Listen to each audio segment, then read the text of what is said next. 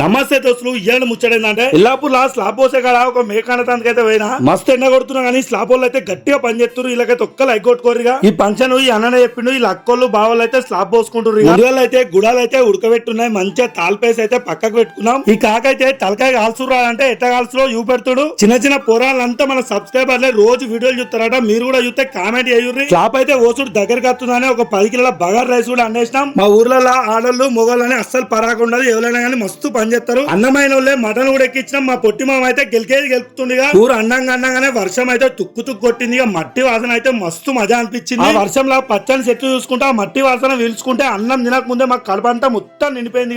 కాకచ్చి slab పోసుడు మొత్తం అయిపోయింది. వంటలైనా కాలేదంటే మొత్తం రెడీ అయిపోయినాయి. కాకానైతే మొత్తం అప్పేసినాం. ఇక ఇంట్లో అయితే మనకు ఫుల్ సపోర్ట్ ఇచ్చిరు. కూరలు బిర్యాలు అన్ని అలాగే పోసేసిరు. ఇక లాస్ట్ కు గుడాలు వేసుకొని మంచిగా మటన్ పులుసు పోసుకొని తింటే సూపర్ అంటే సూపర్ ఉంది. టేస్ట్ స్లాబ్ లో కదా మక్క గుడాలు మటన్ పులుసు పోసుకొని ఏ ఊర్లో తిన్నారో కామెంట్